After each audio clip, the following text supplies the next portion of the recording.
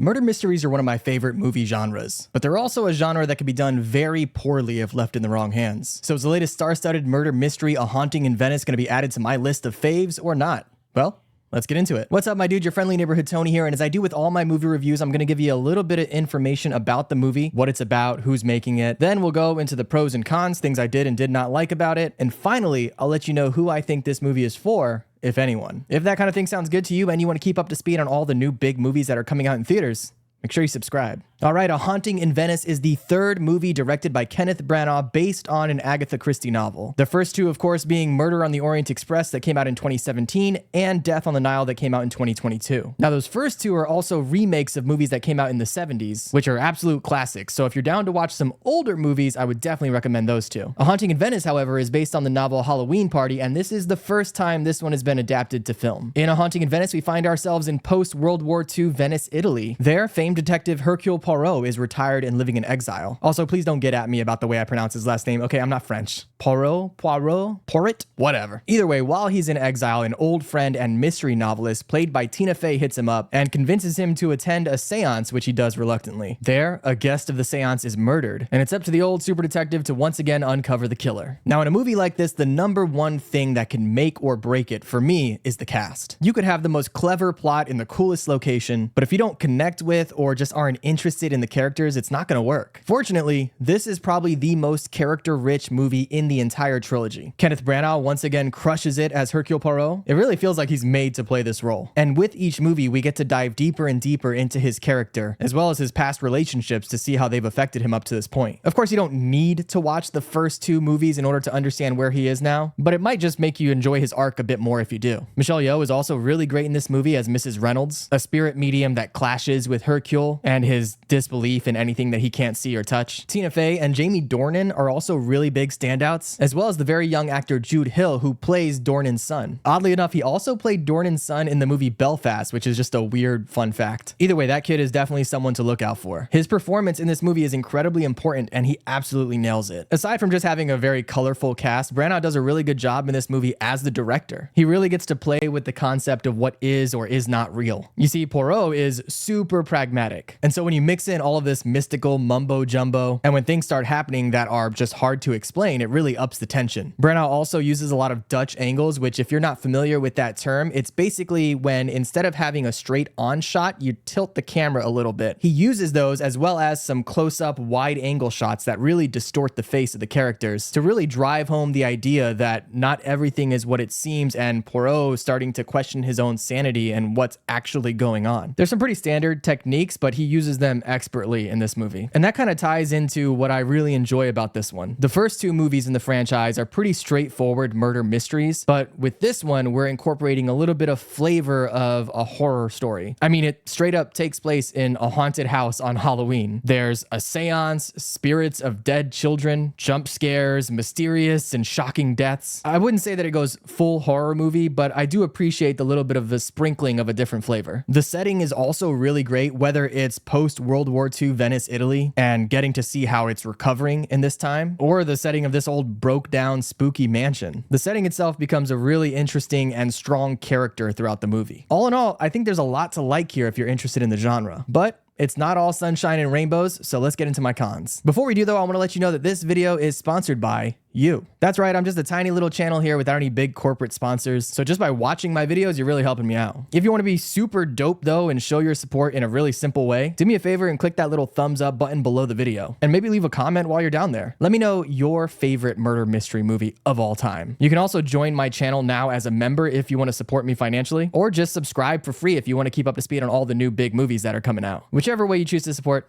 I appreciate it. All right, back to the cons. For one, and this is more teetering on being a con, but this movie might not be for everyone. I'm thinking about other modern murder mystery movies like the Knives Out series, and how by comparison, these Agatha Christie movies feel a bit slower and more deliberate and contemplative, which isn't a bad thing at all, but it does feel like it's aimed a bit more at a mature audience. Just a quick example, I think, the youngest person in the theater for my showing by probably a couple decades, which again isn't a bad thing at all. It's cool to see a more senior crowd out there at the movie theaters, but it does make you wonder if this movie is appealing to a more specific audience. Speaking, of course, in very broad generalizations. Aside from that, if you've seen a number of murder mysteries in your life, I feel like the reveal of who the murderer is here is pretty obvious. That's actually one thing I appreciated about the first two movies in this franchise. Although I had some ideas of who the murderer might be in those first two movies, I didn't know for sure, and I wasn't completely right. And I feel like in this one,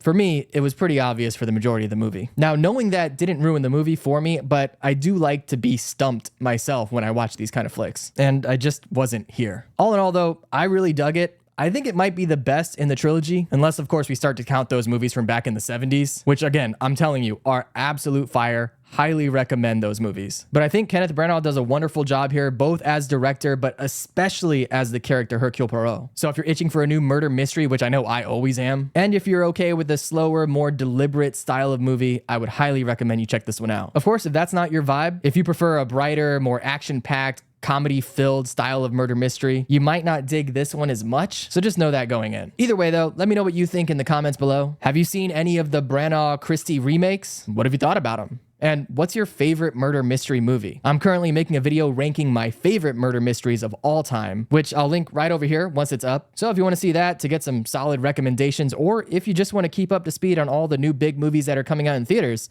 make sure you subscribe. All right, that's it for me. I'll catch you in the next one. Be good.